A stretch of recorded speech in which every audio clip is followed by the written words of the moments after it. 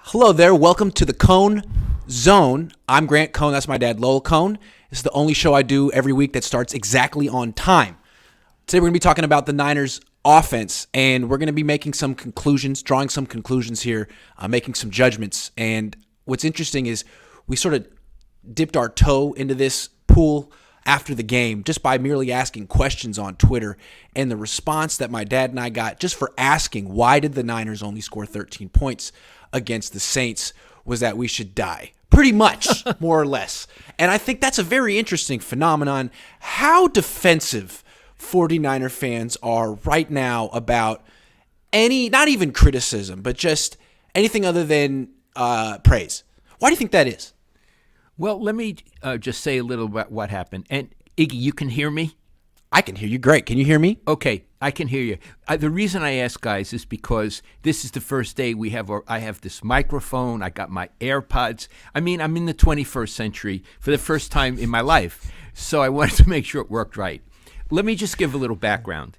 When the game ended on Sunday, all praise to the 49ers. I mean, let's put this in context. They've won 4 in a row. They're a legitimate contender in the NFC, in the whole conference. They have a star-studded elite defense, and there's a cliche in football: you entertain on offense, but you win on defense. And that's what the Niners are doing. They're living up to that aphorism. They entertain on offense. Sometimes they make you pull your hair out, if I had any hair, and they win on defense. Mm-hmm. All I wondered was, with all of these really explosive players on offense, why did they score only 13 points against a Saints team which pretty much stinks, although they have a pretty good defense? And that's clear. And in addition, the Niners had come back on a short week, had come back from Mexico City, all of that stuff. Still, it's a fair question to ask. And I wasn't saying, and Iggy wasn't saying, the Niners suck and they should drop dead because they scored 13 points.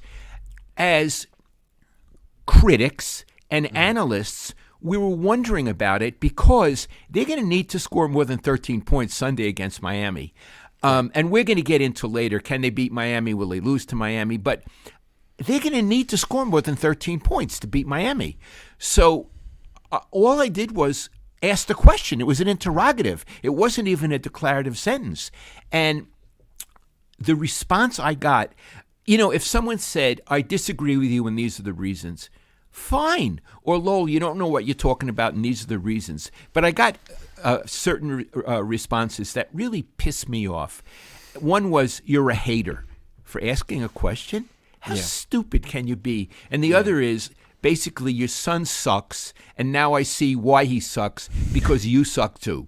So I want to tell you, whenever anybody writes on my Twitter that my son sucks or things of that nature, instant blockage.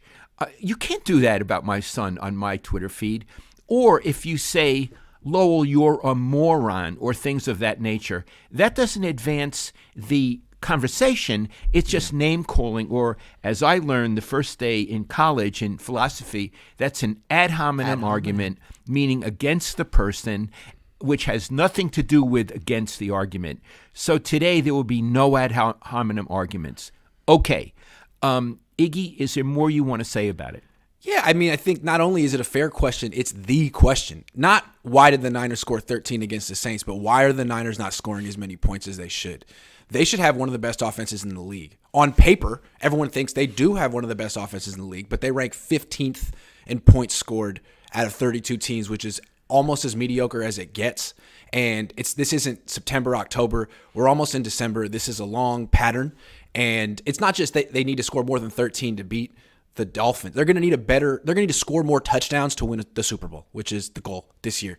And they're running out of time to get their offense where it needs to be. So I think we need to ask these questions now. as quality control coaches to help the Niners get there, because I don't know if they'll get there on their own. But I think what's funny is just how much pushback there is from 49ers fans. Everyone holds the defense to a high standard, but the offense is like they just have to do enough to win the game. That's great, but if it were the Super Bowl and they won 13-0, I wouldn't criticize the offense, but we're still in the regular season, and this team hasn't shown they can win it. Yeah, it's true. And I'll tell you something. I'm not in the press conferences with Kyle Shanahan. I'm sure when you ask him questions like that, he must put the best face on things. I'll tell you right now, I know how football coaches are. He's in his office alone and he's plotzing, which means he's falling out about what the hell is wrong with my offense. I mean, they got Christian McCaffrey. Look, poor Elijah Mitchell is hurt again, and that's a very sad story because he's terrific and he's a really hard worker. But before the game against the Saints, they had Mitchell, McCaffrey, Kittle, Ayuk, Juwan Jennings, Deebo Samuel. And people said to me, I have written on my Twitter, when you say they have great offensive weapons, that's an overstatement. Bullshit. They have great offensive weapons. And I think Jimmy, you could make a case, is good enough to function, at least get the ball to those great offensive weapons. We've always been kicking Jimmy. I'm not so sure about that anymore. Would you like to move into the second topic, Iggy?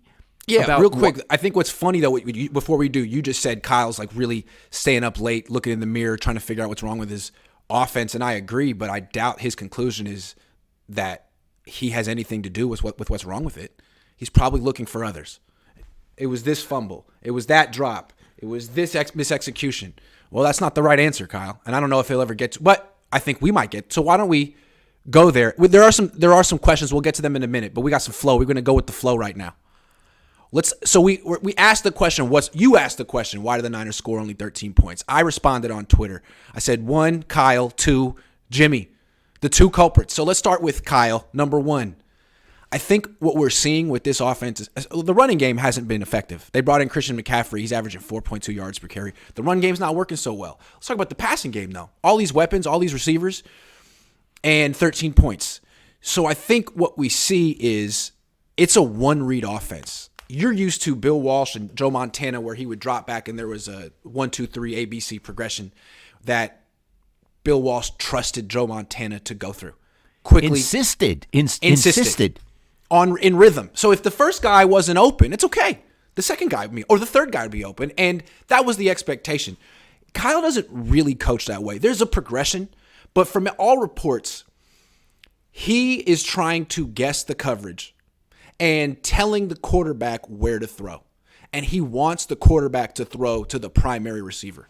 So the rhythm of the offense is when Kyle's right, when he's guessing correctly. And there's motions, there's shifts, and he's trying to figure out if it's zone, I want to do this. If it's man, I want to do this. I'll give the quarterback 2 plays, and you'll see Jimmy sometimes call can. I'm going to the second play. But Kyle's basically saying, I'm going to guess right, and I'm going to make sure that the number 1 guy is open, and we're going to win.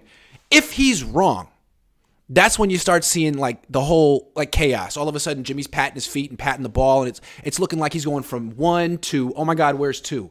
2 doesn't expect to get, 2's not looking for the ball. Hey, 2, I'll be checked down to 3. And that's the Niners offense when Kyle Shanahan isn't right. It's like everyone's conditioned, well, the ball's going to him. Oh, this is an Ayuk play? Okay, the ball's going to Ayuk. Oh, this is a Kittle play? Okay, the ball's going to Kittle. As opposed to 30 years ago, how the Niners did it then. I think that's part of the problem with this offense. So I want to expand on what you're saying. So if Kittle is not the primary receiver, I'm just using Kittle as an example. It could be any of them. They might not run their route as hard and as precisely because they're not going to get the ball. Is that what you is a hypothesis? Yes, and a lot of like film guys have been pointing out this year, like, hey, look at Deebo. This is a terrible route. He's not getting the ball, but he's not running particularly hard. And it seems like you're seeing that more than you should from a good offense. The routes by the guys that aren't the primary receiver are not as good as they should be. I'm not going to say they're lazy. They're not as good as they should be. They're not as crisp as they should be. And that to me is systemic of an offense. A bunch of players know, the tendency. Oh, it's not going to me on this play because Kyle is so insistent. I have a little clip I want to read to you. This is from an article that Mike Silver wrote for the NFL Network. NFL.com when the Niners were in the Super Bowl. Okay? I just want to read this to you. This is the Niners offense. He goes, this is Rich Scangarello said this. He just got fired by Kentucky, but at the time he was a Niners quarterback coach. He says, he's talking about season finale 2018. Nick Mullins is the quarterback. They're playing the Rams. Kyle calls a play and Nick Mullins throws it to the field instead of the boundary. And he gets a completion, but it's not where Kyle wanted it to go. Nick's read wasn't bad. It just wasn't what Kyle wanted on that play. And he MFs me on the headset big time.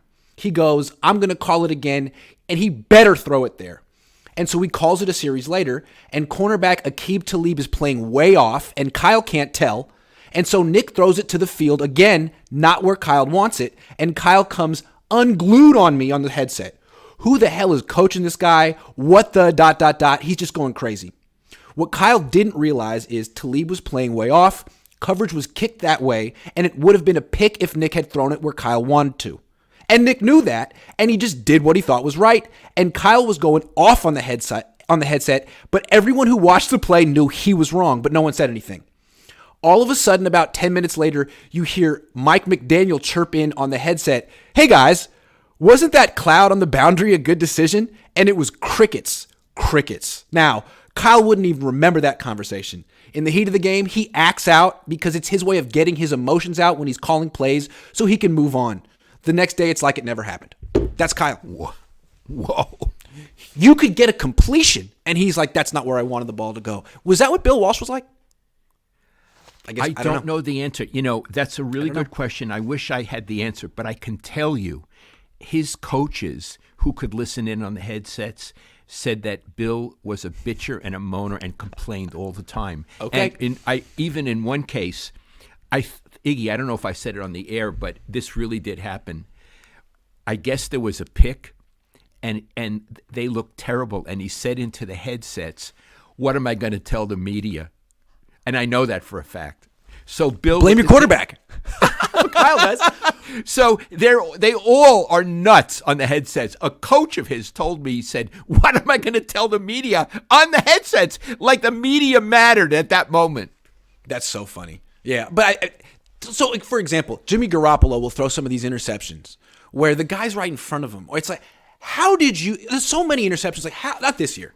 How did you throw that? You were looking right at him. If you had eyes in your head, you would never have thrown that pass. Well, maybe he's got so much pressure from his head coach to throw the ball where he's supposed to throw the ball. You get plays like that where it's like, dude, are you a robot? Did you not see that? I mean, that doesn't necessarily absolve Jimmy Garoppolo of blame because he has the power to make his own decisions. But Kyle must put a lot of pressure. Well, but it also means if like Nick Mullins, he sees that the call is wrong. Now he has a conflict. Yes. Do I do what the coach wants or do I do what's right? And that could really screw you up on a play. Well, either way leads to you getting benched, right? If I do what the coach wants, I get intercepted. He's not going to take the blame. I'll get benched. If I do what he doesn't want, he'll bench me for insubordination. It seems like a damned if you do, damned if you don't situation. It's very tough. Now, there was another thing you said that I would like you to follow up on. You've told me that you think Kyle only uses half the field with Jimmy. What do you mean by that? I feel like Kyle tells him, look, I want you to read the right side of the field. There'll be most of the time you have five eligible receivers, 3 on one side, 2 on another. He'll tell you, I want you to read one side of the field. This will be your primary receiver. So, for example, they were at the 2-yard line in this game against the Saints, and they had 3 guys on one side, 2 on the other, and it looked like there were 4 defenders on one side and 2 on the other, and Kyle told him to go to the right side. I don't know why. He completed a 1-yard pass to Juwan Jennings, a 1-yard pass. Didn't even get into the end zone. On the other side, Christian McCaffrey was wide open, uncovered.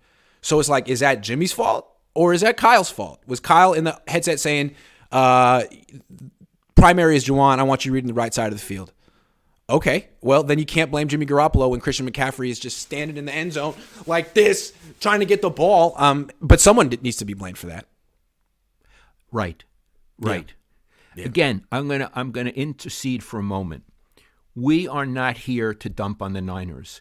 We are analyzing things. We praise them for having pulled themselves up, discovered their identity, and becoming a force in the NFC. And they weren't a few weeks ago. They're a force in the NFC. but it's not only fair, it's important to discuss their offense because it's the weak link now, and they're playing not great teams, they're playing good teams. And they're going to need to score more than 13 points against good teams.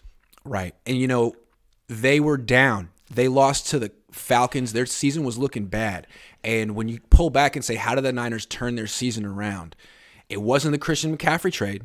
It was the fact that the defense hasn't given up a point after halftime in a month. Wow. In 4 straight games, they haven't given up a point after halftime.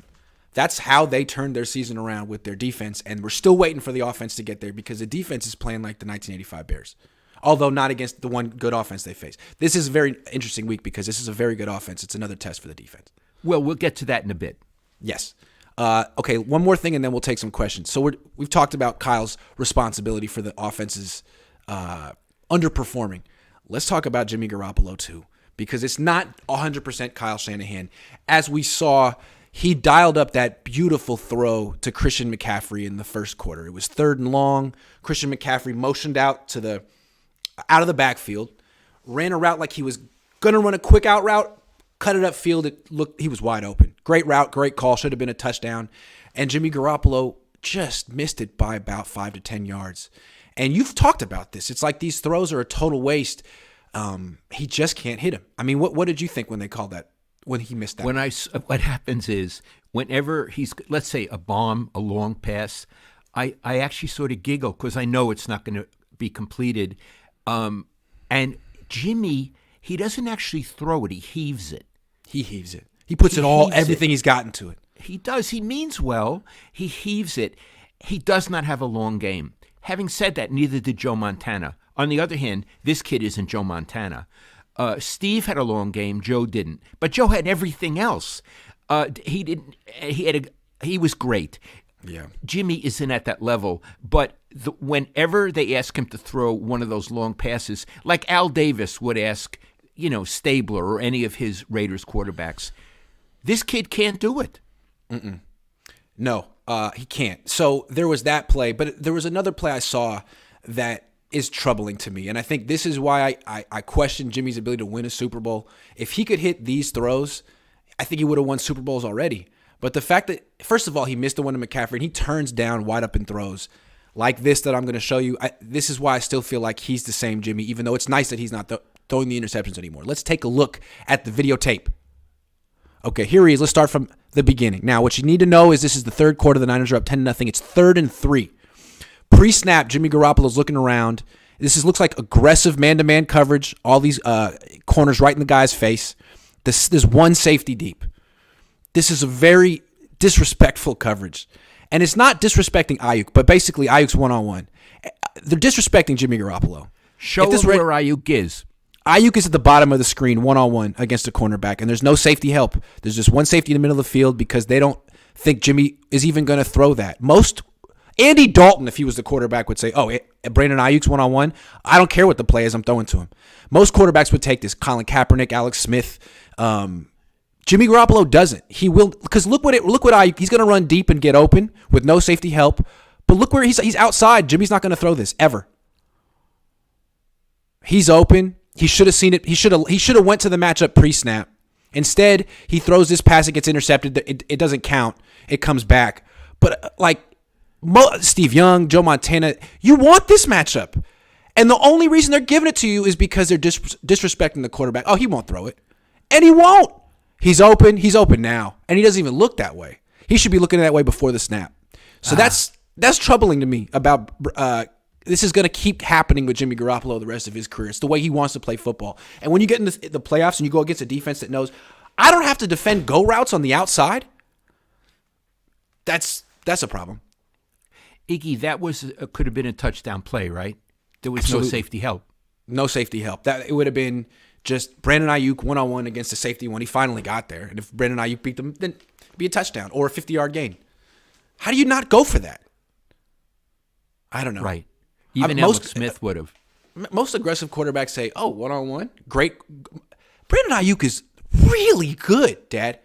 Really good. A coach emailed me today saying if he had a better quarterback, he reminds him, saying Brandon Ayuk reminds me of Torrey Holt. I don't know if you remember Torrey Holt.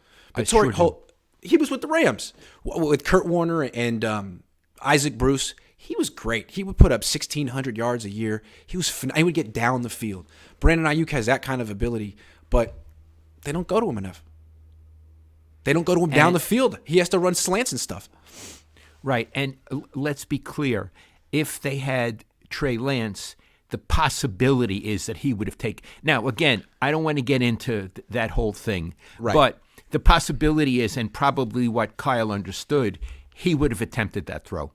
Well, maybe not, because Kyle could have said, I want you to throw to Ray McCloud on this, right? Because it's 3rd and 3. And seriously, it's 3rd and 3, and the design of the play is, I think, a rub route to get the crossing route open and get a few yards. Great.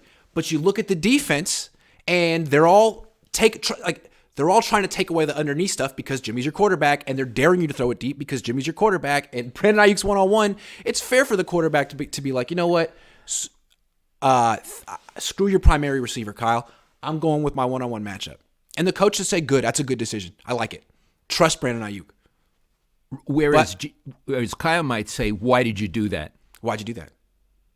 And again, he threw the interception, but there was a pass interference. It worked out. But I just feel like Jimmy will never throw that ball. And so what's the point of Ayuk even running the route? And that's the problem with this team. You get a lot of guys being like, all right, well, here I go. I'm not going to get the ball, but I'll run the route. And that's not a good way to run offense. Ayuk certainly was eager to get the ball on that. Yeah, and he jumped around when he didn't get it. He jumped around, yeah. Yeah, he should have got the ball. What the hell do you want from him? One-on-one, he wins, touchdown. Oh, you didn't want that? Oh, my God. Okay. All right, well. And Iggy, that coverage was really, it was just against the run. It was really disrespectful to the passing game. Yeah, I mean, yes, absolutely. Usually when it's 3rd down, teams will put 2 safeties deep because they know you're passing, and there's a lot of good quarterbacks in the league, and if you only put one guy deep, you could get burned. But Jimmy doesn't even want to throw down the field, so why would you? I mean, really, you should never have 2 safeties deep against Jimmy, ever. You should always have as many defenders close to the line of scrimmage as possible because you know that's where he wants to throw. You do. He will turn down open receivers down the sideline. Like there. You know what I have to say? What? You're a hater. I'm a hater. All right. So I think those are the big reasons why the Niners offense isn't scoring as many points. Also, them trying to use Christian McCaffrey as a short yardage back has been kind of funny, but I think maybe they'll stop doing that. That's the last one. I mean, maybe they'll stop now because he's hurt a little bit. I don't know. That's it. All right, let's answer some questions. Okay. This is for Papa Cohn. As far as coaches go, where does Kyle Shanahan stack up against the legendary coaches that you've covered during your tenure? Yeah. Okay, let me just say Kyle Shanahan is not a legendary coach. No. I want to say he's a promising coach, but what year is he in with the Niners? 6. I don't think in your 6th year you can even be promising. He's currently at 500 for his whole career, Iggy. Yes. I'd say he's a pretty good coach. And let me just be real clear. I've covered 2 football coaches, one who was the best. You can make a case that Bill Walsh was the best head coach ever. And George Seifert, who should be in the Hall of Fame, won 2 Super Bowls and was a defensive guru. And I would say, and I'm not trying to disrespect Kyle. I'm trying to be honest. He is not in the conversation with them. No, if you were having dinner with all the coaches at your house, hosting them, all the coaches you've ever covered, he would have to sit at the children's table. He's still at the children's table with Mariucci, by the way. He's at the children's table with Mariucci. And other people who get to the big table are Holmgren, Walsh, Seifert, and then we'd bring in people from other sports. Right. Al Attles, Steve Kerr, Bruce Bochy. Dusty Baker. Dusty Baker. And maybe even Frank Robinson, maybe. Yeah. But you know, and no, Kyle's at the children's table still. But let's give him a round of applause for reaching 500 in year 6. And I want to finish one other thing. At the children's table, we do give them wine. Yeah. But it's in little tiny cups because it's the children's table and they're just getting used to it. Yeah. And they can get some pasta with, just a little olive oil, nothing too exotic, maybe some butter, some rolls. Yeah. Rich Gangarello can from Kentucky. Yeah, he left the Niners to become their offensive coordinator, and it didn't go so well. Now he's fired. Maybe the Niners will take him back. I don't think so. We'll see. Sorry, Rich. Modem Gamers says, thanks for sharing my GoFundMe earlier, Grant. Odysseus is 7 months old and needs hip replaced. Thank you for any shares. His cat. You're welcome. If you want to help, it's on my Twitter. I retweeted it. House of Jello says, Lowell, you sound immaculate with that new mic. Thanks, House of Jello. I really appreciate that because Iggy had to come over the other day. I want to show you. I am so out of it. And we had to write down instructions on a whole big piece of paper for me, and I had to follow the instructions this morning, and then we had to test it out, the whole thing. Johnny says, Grant, I remember living in San Mateo as a 10-year-old kid reading your dad's stuff. I'm in Las Vegas now. Public consensus is the Niners are the team to beat in the NFC according to the sports books out here. That's very interesting, and I wouldn't argue with that. I mean, it's a weak conference, and the Niners are surging. Yep. It's very interesting to me. Thank you. I still would like to see this game against the Dolphins before I go that far. Jeffrey says, Lowell, you and Grant are a gift to Niner fans. Don't make excuses for being proud of your son. Your relationship with Grant is inspiring to proud dads. Well, that was nice. Thank you, Jeffrey. I really appreciate that. I love Iggy and his brother Brian. That's right. Johnny says, generally it takes me about 6 games to figure out the 49ers, this specific team I don't have a read. Johnny, thanks for another question. I totally agree with you. And Iggy and I are going to talk about it in a few minutes. I do not have a read on the 49ers. I have never gone this long in a season and not understood a team. What is the 49ers' signature win this season? I don't think they have one.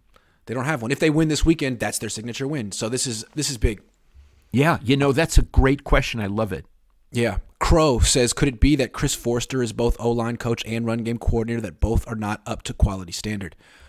I think he's doing a pretty good job with the offensive line. I don't think those players are so great. And the run game, yeah, maybe the fact that he has to put so much time and effort into coaching up the offensive linemen, he can't put all the time into the run game that Mike McDaniel did when he was the offensive audinator. That would be possible. But aren't these other two guys the shared run game coordinators? You got Bobby Turner there too. You got a lot of guys there. I don't know. Hard to say. Yeah, I don't know how it works. They also have Christian McCaffrey, who's the greatest running back since Marshall Faulk or Roger Craig, I was told. Niner by Nature says, we all know Jimmy starts slow, gets hot, finishes poorly, but Kyle Shanahan is a freaking clown. Get someone in here to develop Trey now. Whew! That's rough. Wow. That's rough. I want to say, hold on. I don't consider Kyle a clown. I consider him he's a clown. He's a very serious coach. He has very interesting ideas about offense, but he also has limitations, gaps. And his micromanaging negative style. The other thing that Scangarello said is he's very demanding, and he rides you. He rides you with essentially negativity. And Jake Plummer said the same thing about his dad. What's interesting is what's going on in Miami, and the Niners might beat Miami, but Tua Tagovailoa was a first-round pick. He really was on the way to being a bust. Mike McDaniel comes in, and all of a sudden Tua's playing well, and Tua keeps saying, I lost all self-confidence. And McDaniel told me I was good. I was looking in the mirror at night saying, do I suck? McDaniel comes in and gives me a 700-clip video of my best plays to remind me that I'm good. And so like that's the whole story in Miami, that like McDaniel is feeding him confidence. And it's like, well, I guess he saw that the other approach isn't really great with quarterbacks. He's been with Kyle for 20 years, and all of a sudden his approach is the exact opposite. Maybe Kyle should work on being nice sometimes. I'm just saying. Didn't Walsh tell you that players have egos and you want them to have them? Like you want them to feel confident? No, that was Jimmy Lefevre. He told me that about Canseco. He said when he was an assistant, a coach with them, not a manager, and he was always around me. He was always praising Canseco, and he said, Lowell, he has a big ego, and he needs that big ego to hit home runs, and I'm always there to uplift his ego. Bill did not praise. Bill Walsh did not praise. Steve Young, I've told this, Steve Young said they would work on something in practice, and they'd get it. And instead of saying, good going, Steve, Bill would say, on to the next play.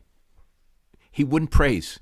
And one time, The athletic department asked me to do a little video praising Stanford sports. I'm a Stanford graduate. And so Bill called in all his coaches. We closed the lights, and they showed the video. I was pretty good, and I was knowledgeable. I had spent 6 years at Stanford. I had even taught there. When it was over, Bill didn't say a word, just got back to the coaches. And I thought, okay, thanks, Bill. That made my day. Like you went out of your way, and yeah, thanks a lot. Yeah, I didn't get paid for it. Yeah. Corey says the Niners may be the team to beat, but I'll say this, based on what I've seen, they're just as likely to go 1-4 in the next 4 games as than 4-0. Yeah, man. Well, that emphasizes that other people are as confused by them as we are. Absolutely. I don't know what they're going to do. Yeah. I mean, the pattern is that if they're not playing teams in their division, their offense is going to struggle scoring points. Don't know what to say about their defense. Their defense has been great, but they haven't faced an offense like this since Kansas City, so I don't really know what to expect from their defense. Iggy, before you go to the next question or comment, I have a question for you. Sure. What is Mike McDaniel like? What is Mike McDaniel like? At least in these press conferences, he's exactly what I want an offensive coach to be like. He's not defensive. You can ask him, why did this happen? Why didn't this happen? He is calm. He's like a teacher. He wants to explain. He doesn't take pointed questions personally. He looks at them as an opportunity to get you on his side. He's like Robert Saleh in that way.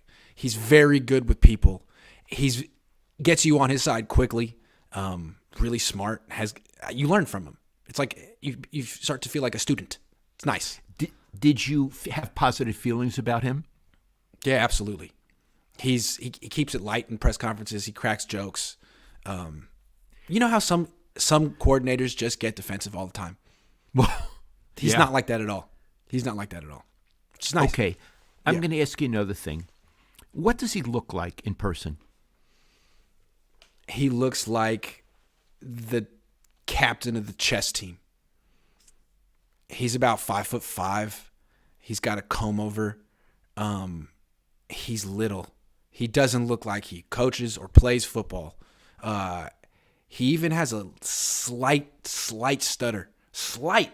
He just doesn't come across as the big, like Robert Saleh is 6'4". He lifts weights and he's 240 pounds. He's not that kind of a guy, but he has this like confidence that's really endearing. He'll have like gold rimmed glasses.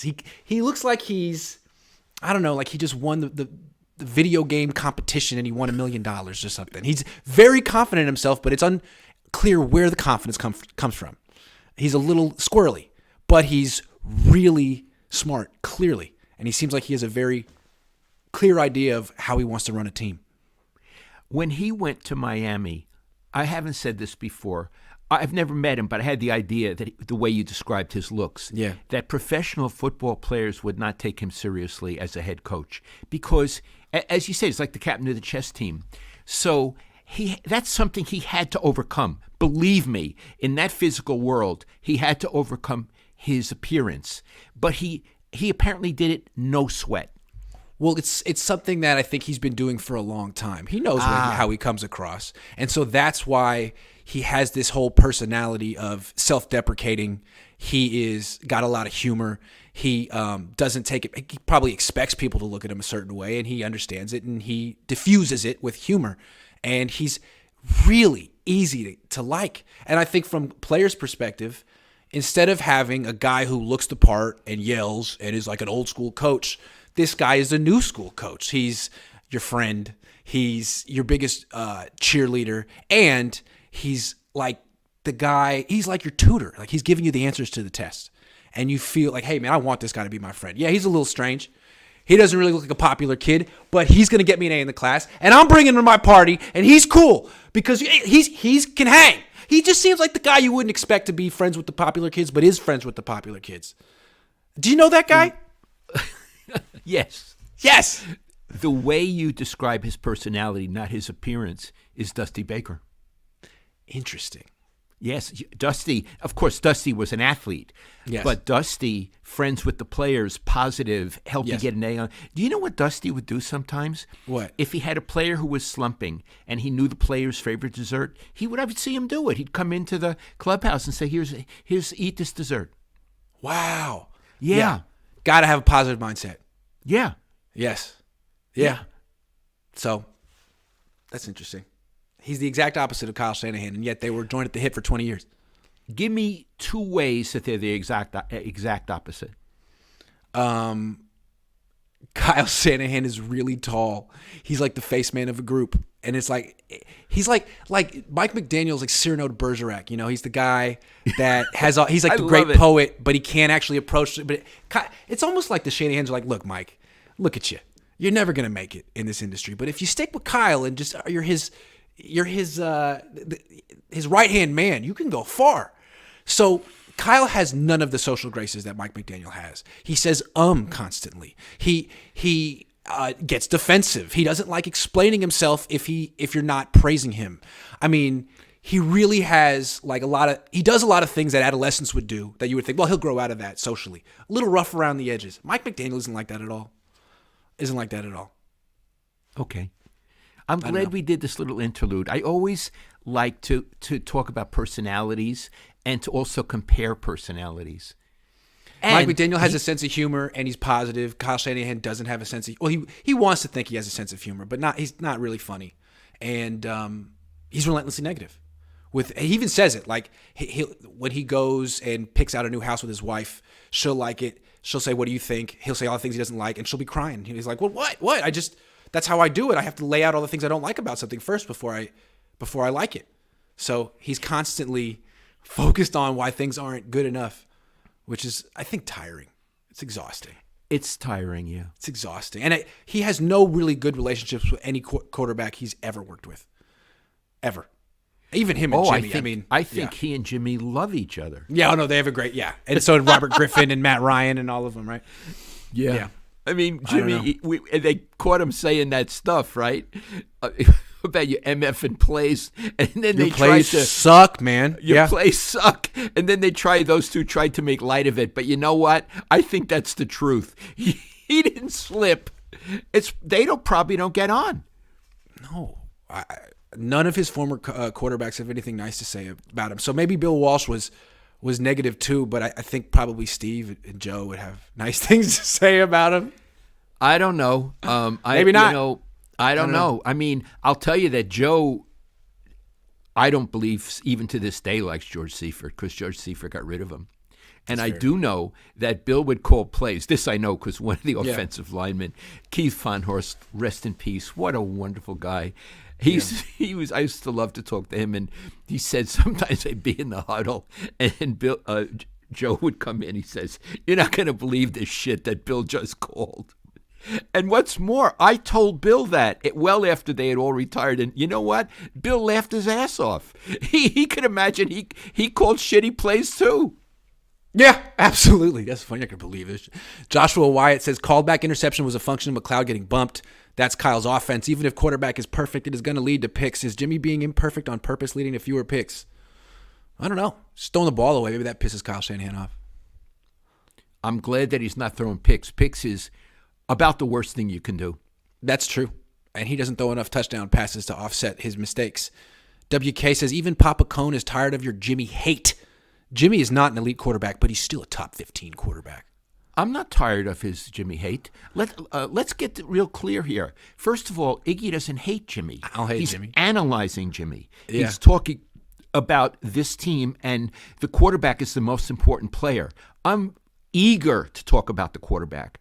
So Iggy doesn't hate him, and this is fair. So Papa Cohn is not tired of it. Don't enlist me on your side, whoever you are. And if you have this offense with all these weapons, and they're only scoring, they're 15th in points, you got to look really closely at the two most important people in the offense, the coach and the quarterback. You can't just blame everything on the right tackle. It's not Mike McGlinchey's fault that the Niners are scoring like 10 points per game fewer than they should be. That's not his fault. Iggy, in the second half against the Saints, they scored 3 points. 3 points. How is there not blame for that? How? I mean, unless Well, at least if you want to say, blame. let's not use the word blame. How Yeah. is there not a raised eyebrow about that? Yeah, How is that's there fair. not discussion about that? That's fair. I wish SF had hired Sam Weish instead of Mariucci, says Jay Mill. Man, that's taking it back. That's taking it back. And also, look, Steve did pretty well with them. He did. I believe that Sam died, right, sweetie? I believe he did. I believe he did. Check it out. I think Sam died. Jeez. Did he really? He did. Wow, he died 2 years ago. Wow. Yeah. And you used to talk to him on the phone. Yeah. Yeah. Sam Weish. I talked to Keith Von Horst on the phone too. Just when Dwight died, and a couple of weeks before Keith died. Yeah. Sam Weish, let me say this, was a much brighter man than Mariucci is, and had a much broader and more creative sense of offense.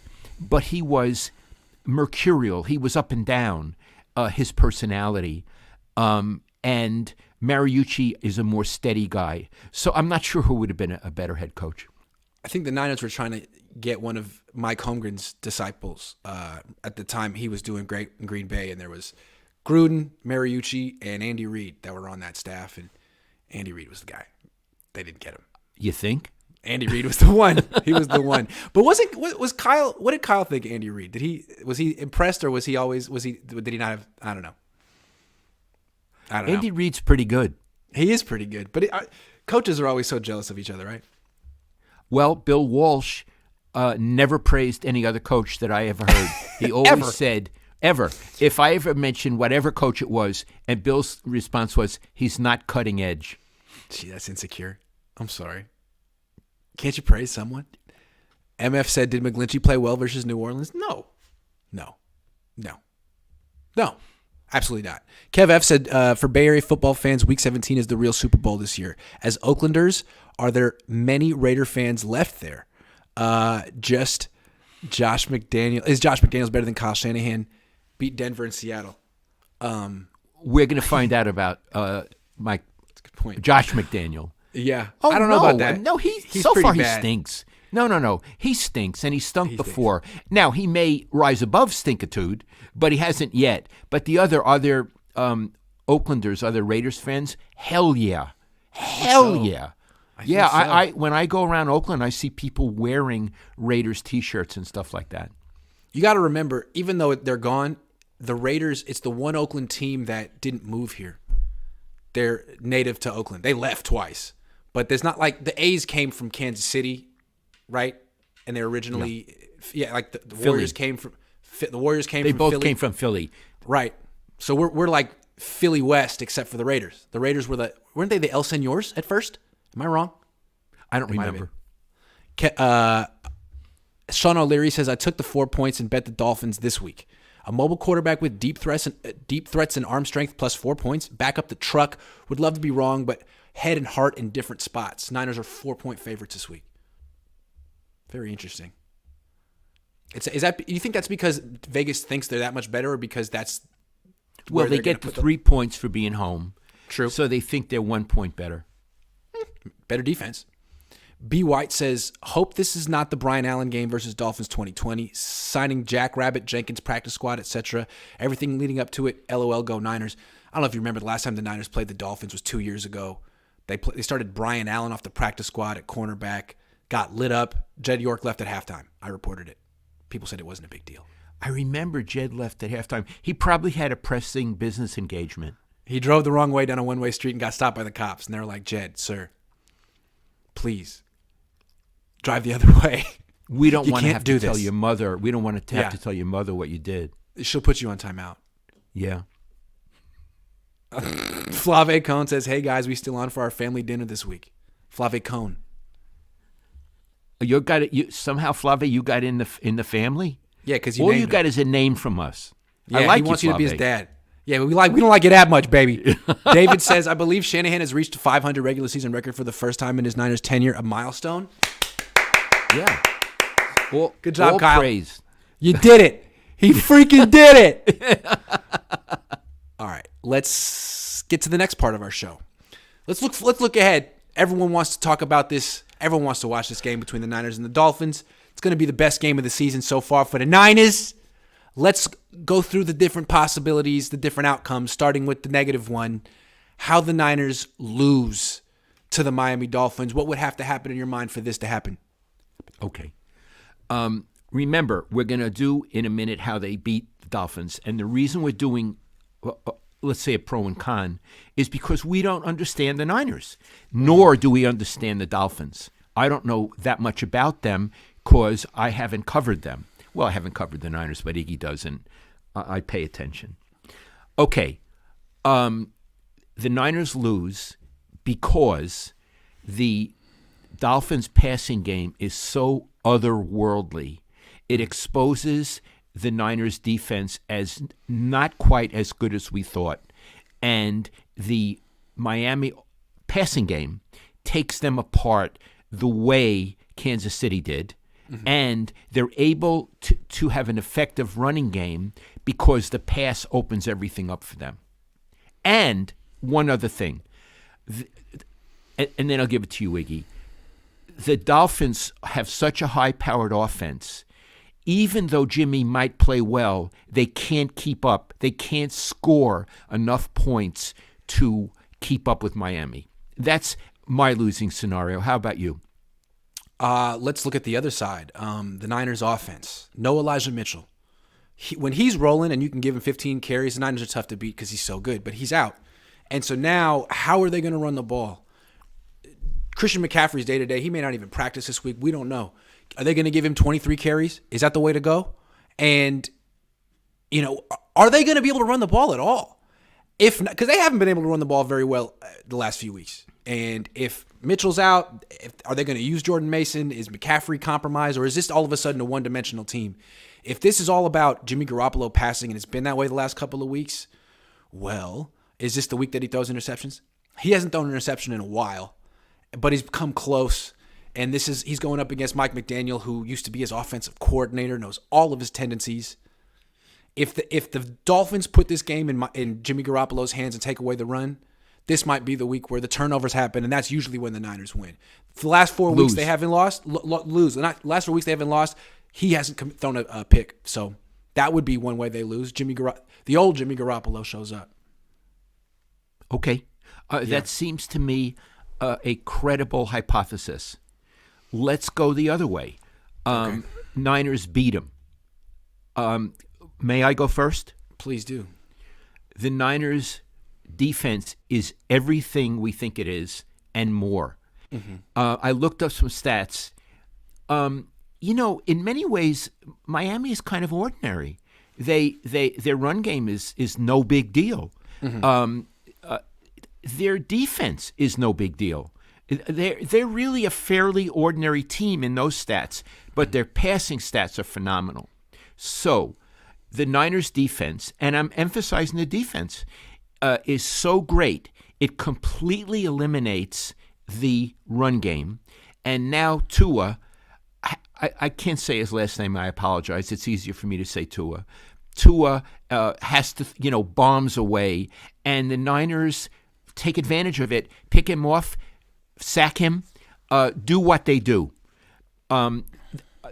That's what I see. And I don't think Miami, which I'm going to call a new team, it's a new team with a new coach, has faced a game of this magnitude yet. This is like a playoff game for both of these teams. It defines both of these teams. I think the Niners are more up to that challenge. And if the Niners can limit this great point-scoring offense of Miami, I think Jimmy plays well, and they find a way to run the ball with Mason. Yeah, I would think so. Yeah, I'm with you on that. It's like, let's talk about the defense. I think it really depends on Eric Armstead.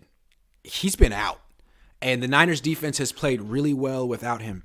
And I'm not the biggest Eric Armstead fan. I think he's a little overrated, but he does do certain things. He doesn't get a lot of sacks, but he's huge, and he creates pressure. He makes first of all, Tua's like 6 feet tall. Armstead's like 6'7". He's right in the middle. If he gets pressure, Tua has to start moving. It's hard to find throwing lanes, and when you start moving, you could move into Nick Bosa or someone else. I don't think the Niners' pass rush has been great the last month. The defense has been great, but the pass rush hasn't been.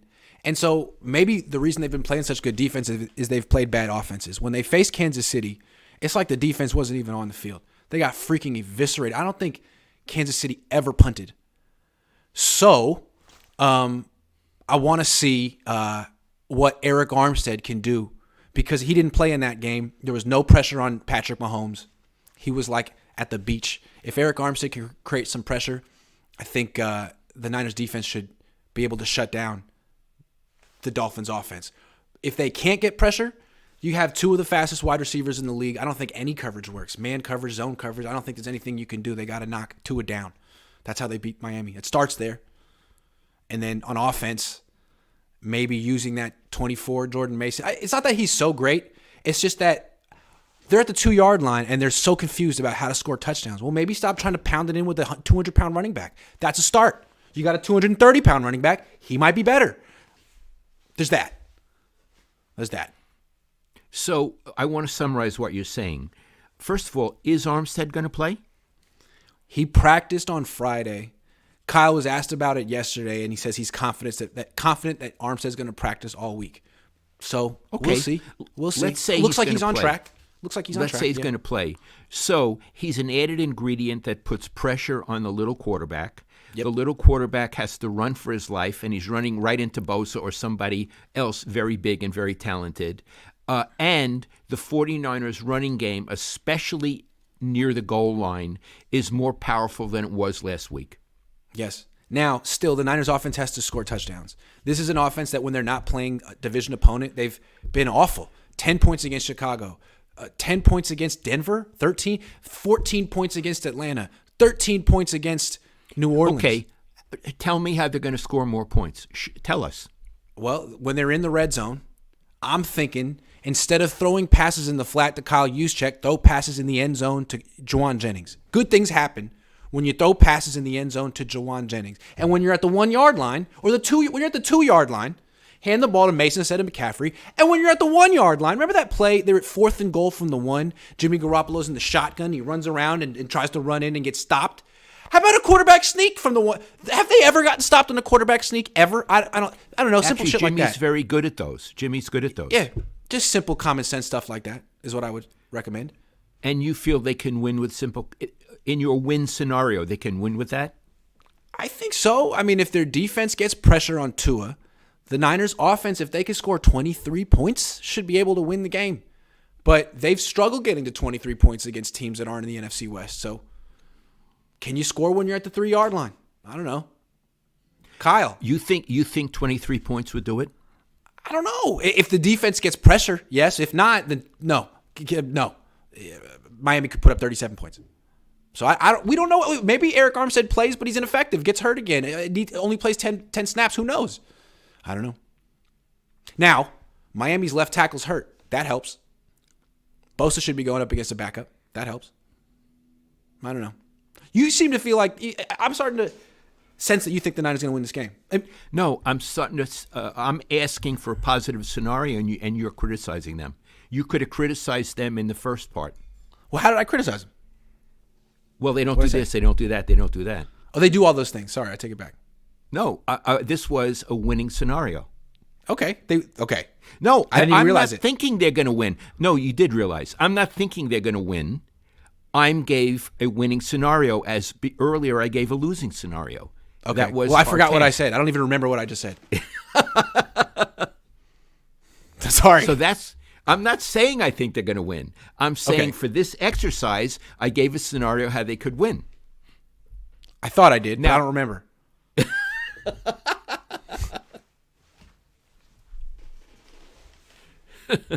Okay.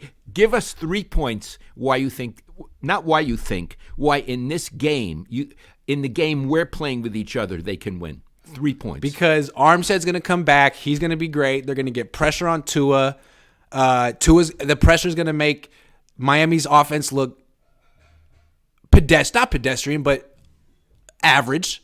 And then the Niners offense will continue to get inside the red zone. And this week, they'll actually score because we've given them so many great ideas about how to punch the ball in. That's why they're going to win. I love it. I love it. Yeah. And if they win, they owe you a nickel. At least one nickel, maybe two. Maybe a dime. Jay Good says Jimmy gets hurt, Purdy plays, loss. Ooh, that's. Can you bet on that? Can you bet on like really morbid prop bets like that? I don't know. You can bet on anything. They have bets that Jesus Christ is going to come down at halftime of the Super Bowl. I know there's a bet like that. You don't know that he won't. He could be a big fan. B. White says Niners win in style like Saints versus Niners in 2019. In style. You think it's going to be a high-scoring 45-42 kind of a game? I don't know what style means. In style. Curtis Diggins says, what's up, Iggy and Pops? Niners have to have long drives ending with touchdowns, also mixing coverages, showing all-out blitz to throw off Tua quick reads. I love it. Love it. Love it. Irfan Mirza says, how does SF defend the speed of Miami's receivers? Hit Tua. They don't. That's a tough matchup for the Niners. They could play man and get burned. They could play zone and give up a bunch of short catches. But one way or another, they can't really match up. So they just need to hit Tua. That's what I would say. Before you go to the next question, okay, size up Tua for me as a quarterback. What is your impression of him and your evaluation of him? Tua has quick feet. He moves well. He's not a big scrambler, but he creates space for himself. He's not as small as Russell Wilson, but he's kind of small. But the way he throws is like throwing a Nerf ball. You know a Nerf ball? It kind of floats. There's nothing on his throws. But he's very accurate. He throws with anticipation. He's a good thrower. But you know, like they say someone can like thread the needle. He can't thread the needle. He doesn't have anything on his throw. It's like a balloon going through the air. It's a Nerf ball. So he needs space. He needs wide receivers running into space, and he can hit them beautifully. If you give him Christian McCaffrey running down the field, he'll hit that throw. If you give him Brandon Ayuk running up the sideline, he'll hit that throw. But the ball is just like on a parachute. It's cute. It's a little cute. But so it looks like he's throwing a Nerf ball. That's what it looks like. Interesting. Yeah. Interesting. Yeah. He's a good player, though. I mean, I'd rather have him than Jimmy. I used to call him the left-handed Jimmy, but he's like, now he has confidence, which is nice. Flave, Lenore the weak link, but I don't think Tua will be able to take advantage of him under pressure, though. Cross-country travel for Dolphins like Niners to cover, assuming Jimmy Garoppolo and McCaffrey truly healthy. Well, I don't know if they are truly healthy. Kyle says they're here's the thing. Kyle says he's sore but healthy. Well, let's hear Jimmy's side of the story, right? They always kind of have different stories, at least the way I've seen it. Jimmy, how you feeling? It is what it is. I'm expecting that. Jay Rivera says Arby's or Subway. Couple more. I like Jay Rivera. Couple more. Zay Torres says red zone inefficiency, settling for field goals, and not being able to match up with Miami's speed is how we lose. If we win, time of possession, put the ball in the box, and hurry Tua, we should win. I think he's right. I love it. I think he's absolutely right. We stole his ideas. All right, well, that's the show. It was a good show. We asked some important questions. We drew some important conclusions, and we laid out two scenarios. But we didn't lay out how the Niners tie. It's okay. Let me say this. A tie is no good for either team. No. Because both teams want to make a statement. That's true. A tie ain't a statement. And it's funny, you say it's not really a playoff game, and both teams have winning records, and both teams are probably going to go to the playoffs one way or another, but it definitely is a statement game, and it's a defining game for both teams. Winning this game is a huge confidence boost, and losing it makes you feel like, who are we? Iggy, in the first season, Niners were good. Was that 1980 or 1981 when they won the Super Bowl? 81. What was it? 81. They were playing well. I was in New York covering the World Series, and I was planning to come home, and my editor at the Chronicle, Michael Berger, called me and said, look, don't come home. The Niners are hot. They're going to Pittsburgh. And Pittsburgh was a good team then. Right. Go to Pittsburgh, cover that game, then come home. It was after the World Series. And the Niners... Week 9. Okay.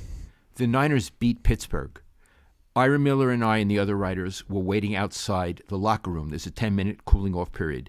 We heard them cheering like they were a college team because they had just beaten the Pittsburgh Steelers in Pittsburgh and showed they belong. This is that kind of game the Pittsburgh game for that team, this is that kind of game for these 49ers and for these Miami Dolphins. I'm looking at that team. This is week 9.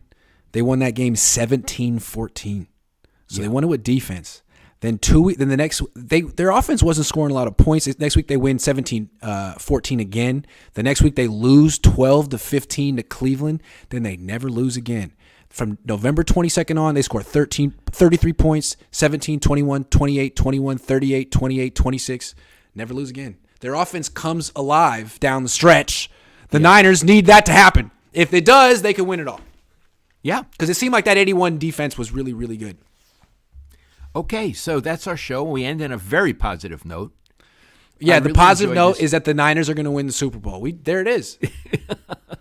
Iggy, it's your boy C. Diggy. I'm happy I caught alive. C. Diggy, my boy. Thank you, Curtis. Appreciate you. I think that's the whole show and nothing but the show. Yes. Thanks for watching, everyone. Dad, I'll call you. I love you, Iggy. I love you too, Dad. See you guys.